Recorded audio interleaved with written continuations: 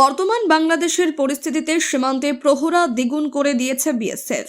বাংলাদেশে বর্তমান পরিস্থিতিতে সেখানকার সংখ্যালঘু হিন্দুদের ওপর যে ভয়ঙ্কর অত্যাচারের ঘটনা ঘটছে, এই পরিস্থিতিতে এবার সম্পূর্ণভাবে মালদার হোটেলের দরজা বাংলাদেশিদের জন্য বন্ধ হতে চলেছে।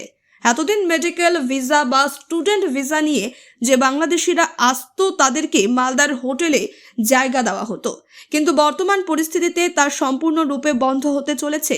মালদা হোটেল অনার্স অ্যাসোসিয়েশনের সভাপতি কৃষ্ণেন্দু চৌধুরী বলেন, যেহেতু ওখান থেকে পাসপোর্ট ভিসা হচ্ছে না, আর সেই কারণে ঘর দেওয়া আমরা বন্ধ করে দিয়েছি। আমরা বাংলাদেশের পরিস্থিতিতে উদ্বিগ্ন।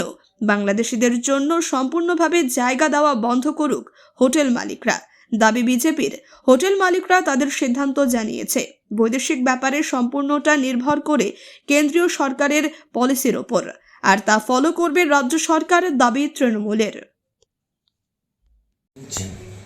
দেখুন, এই কথাটা সত্যি যে বাংলাদেশ আমাদের পার্শ্ববর্তী রাষ্ট্র, এখানে অস্থির পরিস্থিতি তৈরি হয়েছে। এই অস্থির পরিস্থিতির জন্য সত্যিই আমরা উদ্বিগ্ন।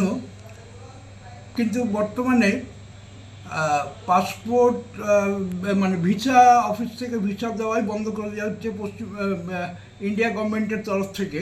সুতরাং এই দিক দিয়ে আমরা মানে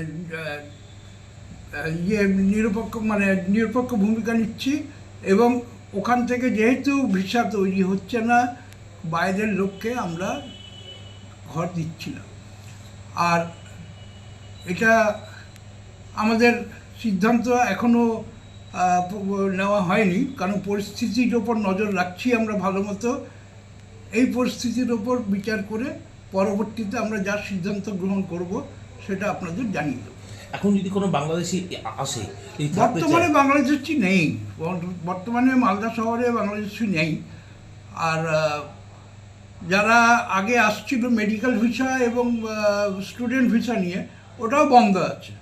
সুতরাং ওই দিক দিয়ে আমরা, যেহেতু গভর্নমেন্টের তরফ থেকে ওটা বন্ধ করা আছে, সেহেতু পুরোটাই আমরা এখন স্টেবল রেখেছি। হোটেল মালিকরা তাদের সিদ্ধান্ত বহাল রেখেছে যে বাংলাদেশি যারা আসবে তাদের মেডিকেল ভিসা ছাড়া আর কোনো ভিসাতেই তারা হোটেল দেবে না। কিভাবে দেখছেন? দেখুন, মালদার হোটেল ব্যবসায়ীদেরকে ঐতিহাসিক সিদ্ধান্তের জন্য ধন্যবাদ জানাচ্ছি। তবে যারা মেডিকেলের জন্য আসবে ভিসা নিয়ে, তাদেরকেও বন্ধ করা উচিত, যে তাদেরকেও হোটেলে রুম না দেওয়া দরকার। কেন? যে বাংলাদেশে যেভাবে সনাতন হিন্দুদের ওপরে অত্যাচার করা হয়েছে, পুড়িয়ে মারা হয়েছে, করে, সেটা কিন্তু খুব কি ভাষায় বলবো, ধিক্কার জানাবো বলার নেই। তারা প্রতিবাদ করুক, এবং সমস্ত পশ্চিমবাংলাবাসীকে প্রতিবাদ করতে বলছি। কারণ এইখানে ভারতীয় জনতা পার্টি সর্বধর্ম সমভাবাপন্ন। পশ্চিমবাংলায় বা মালদায় আমাদের সাম্প্রতিক সম্প্রীতি বজায় আছে, কিন্তু এহেন ঘটনাকে কোনো ধর্মেরই লোককে সমর্থন করা উচিত নয়।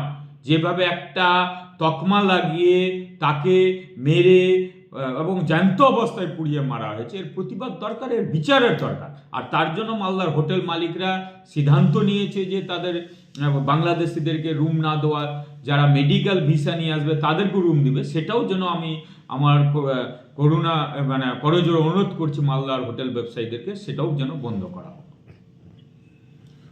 দেখুন, হোটেল অ্যাসোসিয়েশন তাদের নিজেদের মিটিং ডেকে কোনো জিনিস যদি রেজুলেট করে, সেটা তাদের নিজস্ব সিদ্ধান্ত। এ ব্যাপারে তো আমার মতামত দেওয়ার কিছু নেই।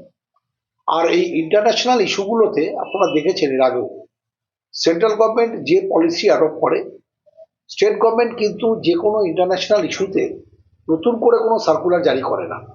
সেই ব্যাপারে সেন্ট্রাল গভর্নমেন্ট যে পলিসি পাঠায় স্টেটের কাছে, স্টেট সেটাকে এক্সিকিউট করারই চেষ্টা করে। কাজে এই ধরনের ইন্টারন্যাশনাল সমস্যাতে দেশীয় নিরাপত্তা যেখানে জড়িয়ে আছে, সেই ব্যাপারে আপনারা একটা ব্যাপারে রেস্ট অ্যাসিওর থাকুন, বাংলার মুখ্যমন্ত্রী সবসময় এই ব্যাপারে দেশের নিরাপত্তাকে সবচেয়ে বেশি গুরুত্ব দিয়েছেন। কাজেই পলিসি যে নীতি নির্ধারণ কমিটি রয়েছে, তারা যে পলিসি নেবেন, স্টেট গভর্নমেন্ট সেই পলিসিকে এক্সিকিউট করার জন্য সবসময় তৈরি থাকে।